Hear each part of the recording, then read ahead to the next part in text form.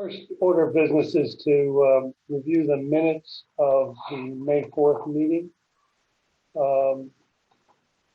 I found a fix that I missed earlier this morning. On line 54, Mr. Farley spoke about his plans to convert. I think take should have this needs to be stricken, just to convert. So it reads to convert the current restaurant. And anybody have any other comments? These were edited and put up about noon. So if you got an earlier copy, they weren't fixed. There were several fixes made in them. Right? That's correct. Okay. Any other comments? Bruce? I got a black block with a red. We all got that, right?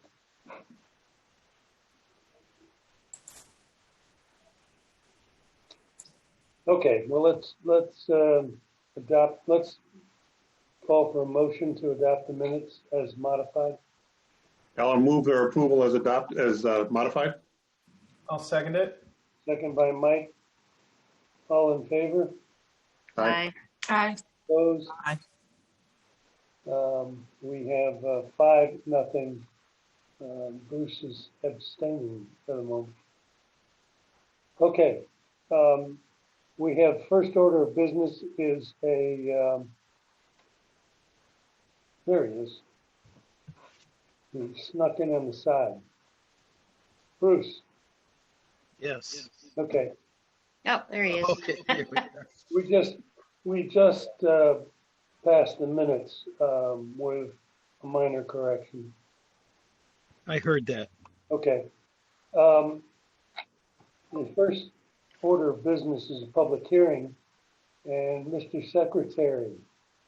All right.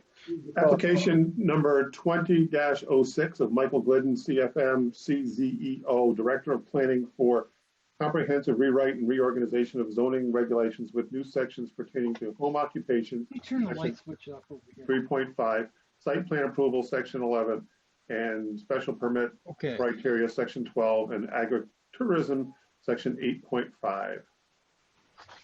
Thank you. Does anyone in the commission want to speak to this application? It's ours. We've spoken a lot about it. We will have to, I think, consider the planning commission's negative referral to us, and secondly, see if there's any submissions that have been made by the public. Mike, have any submissions been made by the public? Mr. Chairman, we have not received any written comment from the members of the public for this application as of today. Okay. Has everybody read the Planning Commission's referral letter that was on the Dropbox? Yes. Yes. I've read it too, Dave. Yeah. Have you looked at their meeting? I've watched their meeting. No. Although I had good intentions, I didn't make it. Okay. The Planning Commission, to me, was mostly, Alan Needham was concerned about the meaning of the 750 feet, which we put in to restrict workforce housing. Had to be closer, no farther away from Hot Mother Street than 750 feet. He said to him it was not clear whether that meant any part of the workforce housing zone was within 750 feet or the whole thing had to be within 750 feet. So I think we should consider what we mean or meant there and perhaps clarify it. The other issue that they went around and around on is they really would like to help us rewrite the workforce housing zone regulation. And I had put up on the Dropbox the prior approval by the Planning Commission on April 1st of 2013, when the workforce housing zone was put in their regulations. They gave it a rousing support. And then it was passed on the 14th of April in 2013 and became part of our regulation. Our intention after the Climax Road application was that we felt it should be limited to major thoroughfare areas of the town and not be able to be landed in primarily residential areas. That's what I recall our discussion being based on.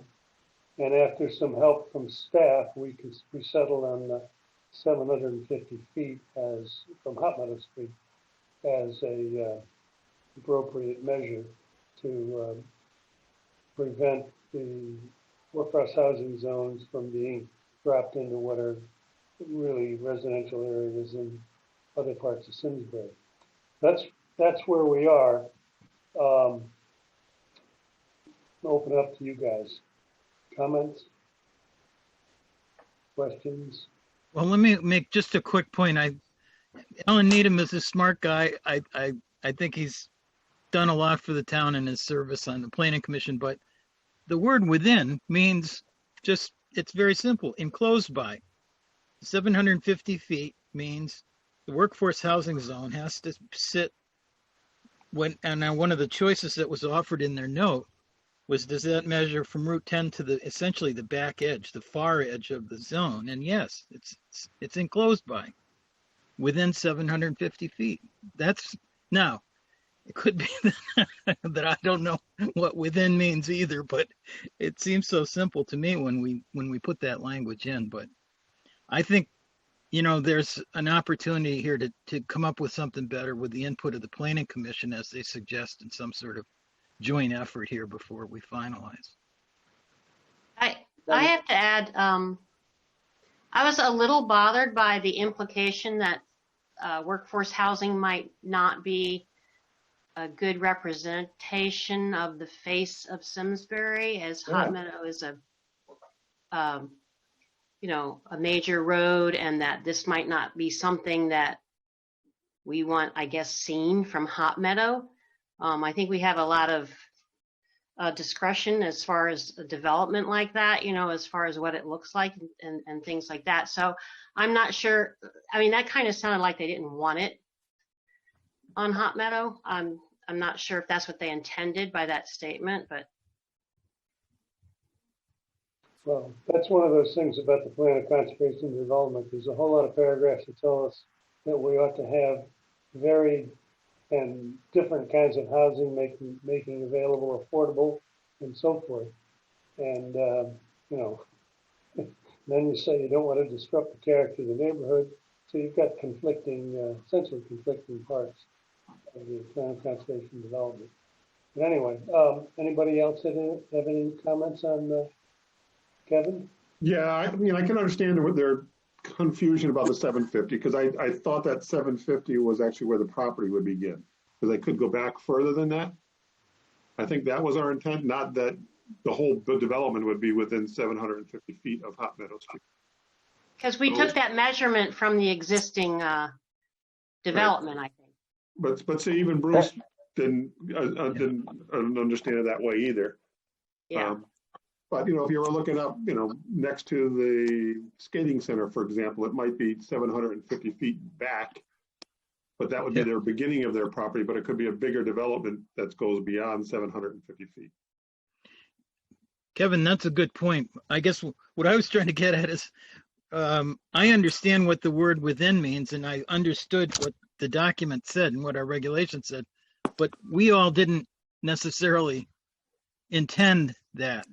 As you're saying, you thought the 750 was really to the front edge. It's the frontage. Well, it is. It says the linear distance of 250 feet. So that's how far it is from Route 10. It doesn't say whole place, the property has to be all located within 750 feet. The 750 feet. It is says a the very- zone. It says the zone. It doesn't say the frontage. It says the zone. No, the The subject workforce property. housing zone. No, the subject property shall be within a linear distance of 750 feet from Hot Meadow Street. So the property only has to be within 750 feet. Doesn't say the whole development. Kevin's correct. And remember, that was where the map, remember what Dave kind of alluded to, the conversation we had, it had to be about a year ago, looking at 1,000 feet from Route 10 and 750 feet was determined because that's the distance from the closest property line of the Cambridge Crossing development to Route 10. Right. So then 750 was the number. Mainly, one of the reasons was that it wouldn't create a nonconformity with that particular development. Right, and that's the kind of development that I would expect. It's back more, 750 feet from Hot Meadow, but that's fine. The whole development's not within 750 feet of Hot Meadow Street. But the entrance is, or, the closest property line. I think, I don't know, my opinion is we ought to clarify that language to say more precisely what we mean. Right. I think you're right, Dave. Yeah, we could do better, but I have no doubt what it means. But we're all sort of not on the same page. That to me meant within it, but I don't think that was the intention. Right. When we measured it. So perhaps we should draft an amendment to that particular line. Well, I think, if in the end we're going to agree to have some sort of a follow-up discussion, some form of workshop with the Planning Commission, then we don't need to item by item, I think, come to I'm conclusion. specifically not in favor of that myself. Okay. We're doing a regulation here, and I'd be happy to have discussions with them, but I don't think we should be inviting the Planning Commission to be a part of the Zoning Commission for our regulatory work. I'm not in favor of that. I don't know about anybody else. I would tend to agree with you. Might even be prohibited. I don't know. Certainly we take input, and we certainly want to listen to them. And my feeling here is that we should leave this open at least for another meeting, so that there's an opportunity for them to have more discussion and to see what we've done.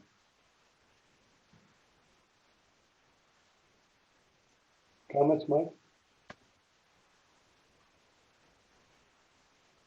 You're muted. Mike, you're muted. That would be why. I was going to speak to the character comment. We put it next to Hot Meadow because there's public utilities and public transit. Right. So, it was strategically put on Hot Meadow for a reason. I need to hear this. Right. Yeah, I think that they really missed the whole thing with the fact that the Climax Road application became such a difficult one, and we were trying to help avoid that, and I think they missed that point. Right. I don't know. Ann, you were not here then. Any comments? No, not really. I wasn't here for the whole initial talk on this, so I'm just listening. Okay. Shannon, you and Diane, this is a public things. You can speak and contribute, should you like. Well, like Ann, I would defer to you guys because obviously a lot of thought went into it initially. But I would agree with you, Dave, as far as I think it sounds like something that the zoning commission should handle. taking that into account. But other than that, again, I really wasn't involved in the initial, and I would trust that you guys know what you're doing. Mhm. Yeah, I would echo that as well, because I wasn't involved in that. So I'm just listening to the conversation, which seems valid. Okay, who do we hear from? Anybody? So are you Well- going to talk to them about being more specific, or, I mean, do they have a concern whether it's on the east or west side of Hot Meadow Street? I think that was just a, question. I don't think our intention was to limit it other than to, as Mike said, places where it would be good from the standpoint of utilities and so forth. Right. Also to prevent it from being dropped in the middle of a strictly residential area. So would we rewrite it specifically to address their concerns so that we don't get involved in a co-authorship then? Yes, I would suggest that. Yeah. We clarify that it's 750 feet is to any part of the new zone. That makes sense, Bruce?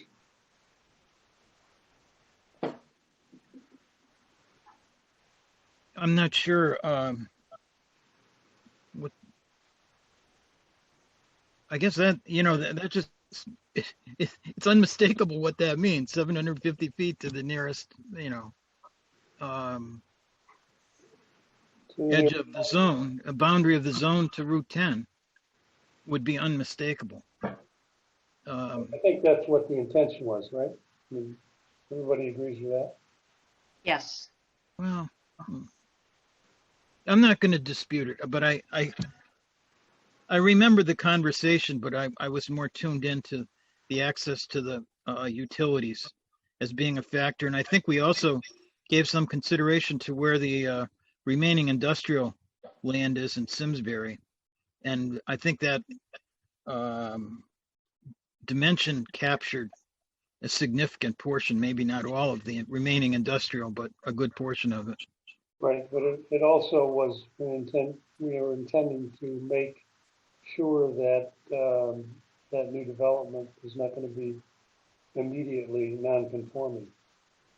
I also think when The crossing I'm talking about. when we started with 1,000, within 1,000 feet.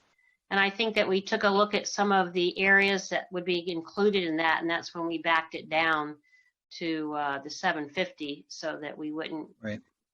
Yeah. So I think that we really kind of looked at it, and that's where these numbers came from. And we just have to clarify it, I think. Yeah. I think Okay. we were trying to protect the character of the town and the residential areas, and that was the whole intention.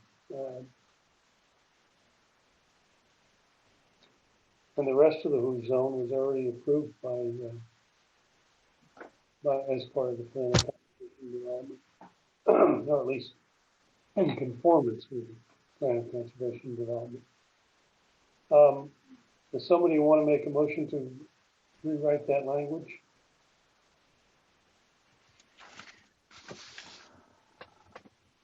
Dave, maybe based on the conversation, staff can prepare an amendment for the next meeting.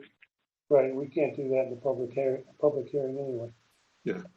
Yeah. So if we go to the next, I would continue the public hearing to the next meeting. Right, I agree. Anybody else? I'm all for that too, but let me just ask Mike, I don't want to leave this hanging. Dave, it was your impression that you shared with us that there may be a prohibition, statutory prohibition against us that would prohibit zoning from meeting with the planning commission for a discussion of this point. As the director of the planning office, Mike, can you tell us if there's a regulation that would prevent that? And I'm not sure if Yeah, in the middle of a public hearing like this, you can have a workshop together, but you cannot have a public hearing together updating your regs. And the other thing too, what's unique about the statutes is members of there's prohibition between members of the Zoning Board of Appeals and the Planning Commission are going before the Zoning Commission. They can come in as independent citizens and voice their opinions that they want, but they can't come as a member of the Planning Commission. It's just something that statute kind of creates a separation once you have separate commissions. But if you wanted to go down the road of having a workshop or a joint meeting such as that, you can. You can't, like I said, in the middle of a public hearing, say, I'd like the Planning Commission to come and meet and discuss this proposal with us. Does that answer your question, Bruce? Not exactly, but I think we've heard enough. Okay. Because my thought was we have a discussion and we close the public hearing. And then we consider, what areas we want to try to do better in. But with so little input with no input from the public so far, and only these comments, and frankly, I'm more concerned about the rest of what they had to say rather than the 750 square feet or linear feet. But I understand the complexity of trying to get further input from another commission. Yeah. Do you want, one thing that I could do as staff is I can ask them to maybe expand their comments while the public hearing is open. Is that what you're looking for? I would be. I'd like to know why they think all of those 1, 2, 3, 4, 5 sections, why our proposed reg doesn't meet them. The 4 sections. 1, 2, 3, 4. Well, there's a few things though. If you listen to their meeting, one of the other things is that in the plan of conservation development, they listed certain areas where the regulations of the zoning commission would be something that could address and their feeling is that we should go through the plan of conservation development and tick off the things that they've listed for us. And I don't think that's appropriate myself.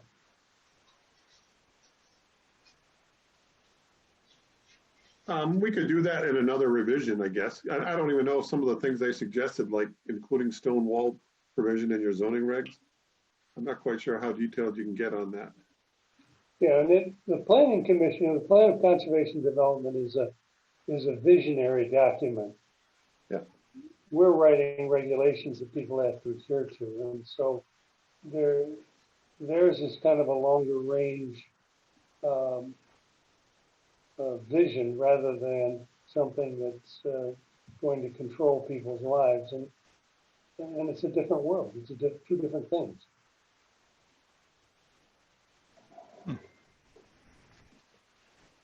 Anyway, let's continue the public hearing. We can continue to talk if you want, or we can continue it. Do you want a motion? We should have motion to continue the public hearing. Yeah, I would move that we continue the public hearing till our next regularly scheduled meeting. I'll second.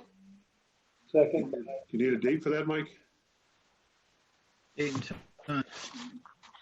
The date is June 1st. June 1st at 7 o'clock in the main meeting room, Maybe. which is We're very rare. optimistic. Maybe. I'll second. Okay. All in favor? Aye. Aye. Opposed? Thank you. We have no other items on this except I'd like to give us an update as to the governor's orders, which have been kind of in line with what we recommended or what Mike recommended to us last time. But they've expanded it to include retail, I believe. That's correct, Dave. Yeah, I really thank the commission for being proactive because I think we set the curve. Because if you notice, a lot of the executive order for at least the restaurants kind of is in line with our thinking. So, really appreciate the commission on that, on the support on that, effort 2 weeks ago. But as Dave noted, retail got lumped in with outdoor dining to assist some of the retail businesses having the ability to do outdoor sales and displays just temporarily while we're in the quote unquote crisis or epidemic still. So that's the executive order is actually, I gave you the executive order and a summary from Bob DiCrescenzo, which is a really great summary. Kind of just, it gets it down to just, this is what you can and cannot do, who has the authority. A lot of authority is granted by staff for the approvals of this. So my thought would be for temporary retail, just like with temporary dining, that we will be requiring permits. There'll be no fees associated with it because the fees are waived based on the executive order. However, I'll be keeping the commission informed on activity related to these requests. So you have right now the ones that we've approved that I emailed to you, Millwrights, Metro Beast, and Abigail's are those are the first group. I have several other applications that have came in. They've all started coming in after, I would say Friday of last week. A lot of people waited for the governor to come out because there was the whole standards that were passed by the governor's office for restaurants. So I think that's what related to kind of a little delay on people applying for temporary outdoor dining. And like I said, we still have more under review that I'll be sharing with the commission at your next meeting. If anyone has any questions about the memo or the ones that are approved so far. So the ones we've got are the ones that are approved? Yep. Those are the ones that have been approved by staff at this point. And the ones that I've listed on the lower the portion of the menu, some of them were submitted today. Like, for example, Harvest Cafe was one that we got today. Although they mailed it in, we received it today. Luna Pizza, they just emailed me today, along with Benny's. So they're still under review. Hey, Mike, I'm just curious. How is it communicated to the restaurants that this is an available option? I happened to talk to one restaurant who wasn't aware, but I don't know if they're really involved. So I'm just curious how it was connected or communicated. So I really have to give kudos to Sarah Nielsen. Sarah Nielsen at Simsbury Main Street Partnership has been working with me on this. She's been doing a lot of the PR, reaching out to her members and to the restaurants to say this option is available and that we're here to help, and we'll assist you with developing and getting these plans approved. And she's been trying to get the word out. She actually sent a reminder email out this morning to restaurants on her list to say, that this is available and that if you are wishing to take advantage of May 20th for potential temporary outdoor dining, please get your applications in ASAP. Great. Mike, Main Street is restricted in certain areas, so the Terriffill people are outside of the bounds of Main Street, West Simsbury, and so maybe we ought to find a way to reach those areas. So actually, I also shared our FAQ that we developed along with the few of the memorandums with the Chamber of Commerce as a way to get out to make sure we get every last person for business perspective. So yeah, we're trying every avenue to get the word out to, even out to West Simsbury. Well, obviously you've gotten down to 44, so people are aware of it, but it's hard without going door to door, making sure everybody knows about it. Mm-hmm. This is people's livelihoods. I'd like to think that they have a pretty good finger on the pulse of what's going on. Unfortunately, it sounds like somebody didn't, but my gut is the majority of them do. Yeah, I told them to contact you, so yeah. Ann, you're muted. You're muted. Am I unmuted? You were. Now you are. Okay, sorry. I don't know how that happens. I was just going to agree. I think that most of the businesses should be aware of it. Certainly the governor puts out enough proclamations these days with all of it listing from hairdressers to the dining. And I would think if you owned a restaurant, you would be very aware. Well, we hope. I would hope. We hope.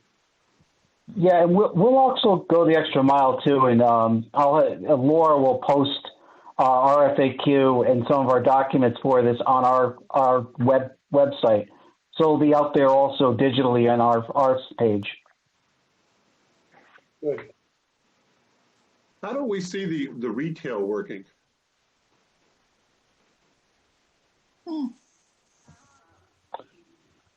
We'll wait and see. Loads of cash. Or money. Brings you back to the old sidewalk sales. Well, I think Vincent's has been open this week with stuff on their porch, which is actually a little early.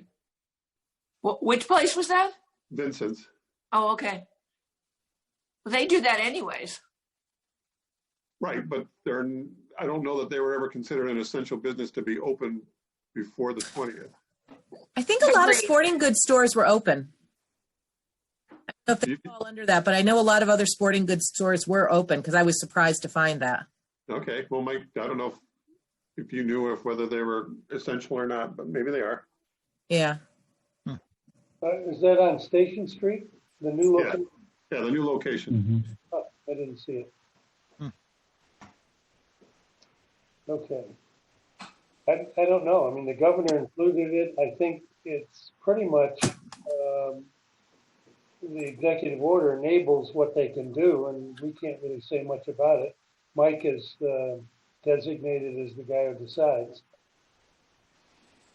Yeah, but I think one thing that this commission should be aware of is that if there's an appeal of our decision, you become the appeal board.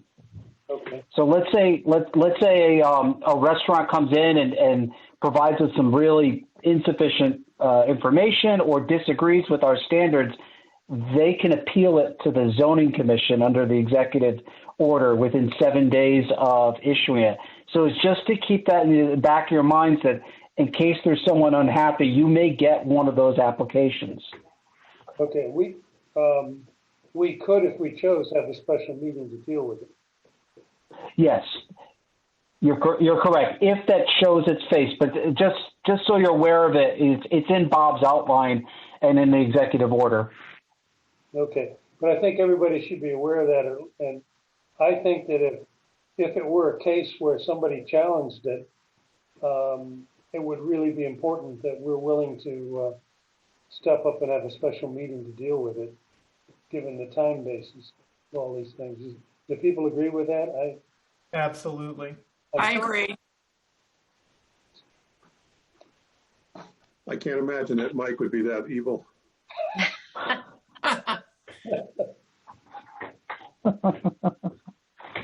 We're just smiles and sunshine here. Yeah. None of that. So Let me just see if I got a question though on the sequence of the approval process, Mike. Before you denied something, you would have reviewed it with the fire marshal, the building official, and the health district, right?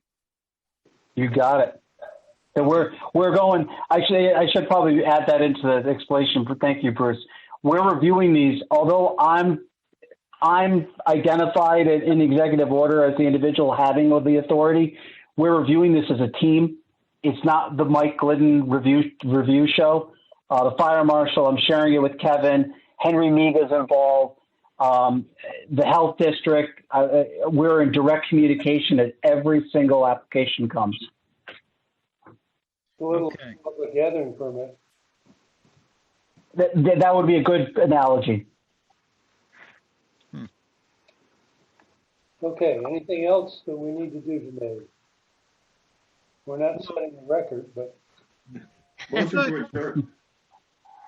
Kevin's Well- record. Okay. you were saying something, Bruce? He's- No, I've had enough fun. I'll second the motion to adjourn. Is that what you said, Kevin? Yes. Yes. Okay, thank you. I didn't hear that. All in favor? Aye. Aye. Opposed? Okay, carried. Thank you very much. Okay. Okay, thank you.